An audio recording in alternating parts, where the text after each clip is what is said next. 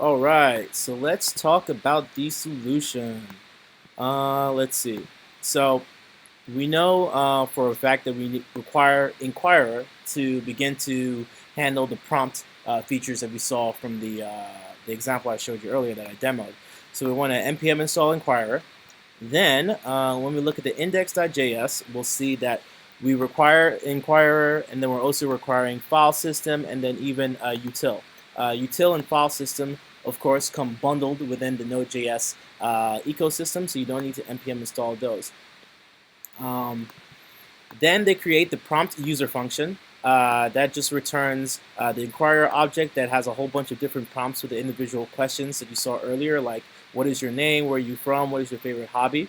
And then they have also created a generate HTML function that takes in an object, and this object has a few keys in it that come directly from the prompt object. That would be the name, the location, the GitHub URL, and the LinkedIn URL.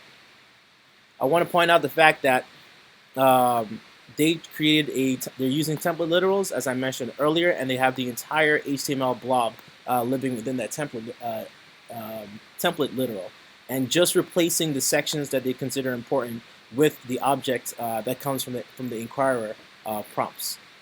So then, after the fact, they are then executing prompt user as like a promise. We know it's being executed using promise syntax because there's a dot then.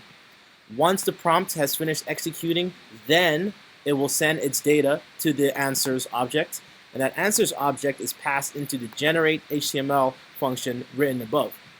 Once we have those answers, it then returns the write file async function, which will create the index.html and just pass in this entire string blob directly into an index.html file, where if it does not already exist, it will create one. The reason we're able to return this function is because we turn this into a promise all the way above.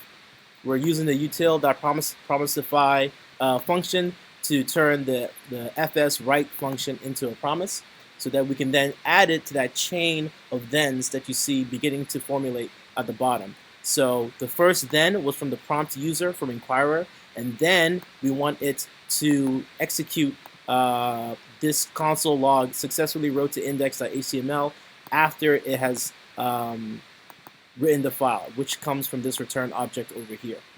And then, of course, we have this global cache just in case any errors occur. So let's do this step by step one more time. Console log answers, so we know what type of object is being returned. This is in the, not the solve, in the basic section, ls npm install.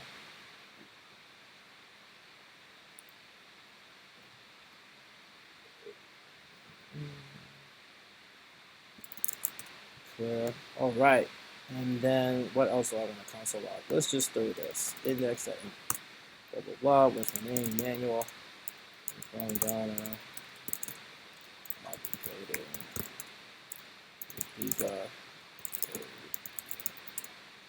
So this would be our prompt object that has the keys that we care about: name, location, hobby, food, GitHub, LinkedIn, and that's what's being passed into generate HTML. It's just pulling those fields directly from that object, and then of course writing it into the index.html file. So, questions on this? Definitely make sure you go home and review this exercise if you weren't able to complete it. But you will see that a lot of these things are things that we've already talked about before. But that really should be it for this class. I did want to point out the fact that this function over here, util promisify, is very annoying to write out all the time.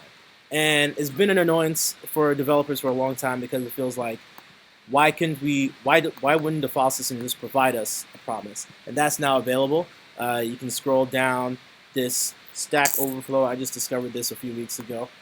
I wasn't aware myself. Let's go to general. Boom, over here.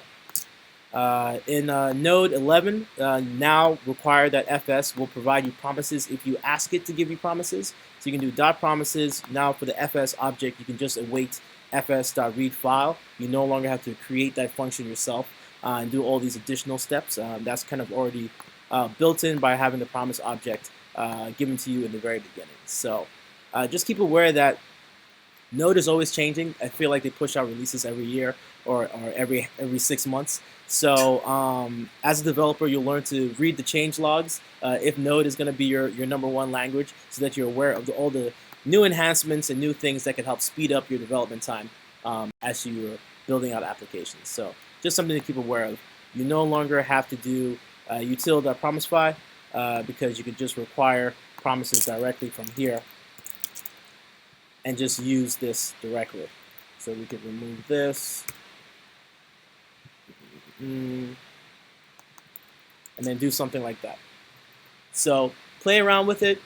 See if just replacing that works. And if it doesn't work, maybe you can debug why it works and why it's not working. And that could be a little exercise of your own at home. So the bonus section will include the same solution, but written with async and await. That would also be something that you guys might want to practice at home, just so that you're familiar with the ES7 syntax. But any other questions on what we've talked about today? Question? Mm-hmm. Mm-hmm. It won't work, yes. Yep. So I'm sure there's functions that exist in the file system library that never return promises. They still return regular functions. So just be aware of that. All right, you guys are free to go. No problem.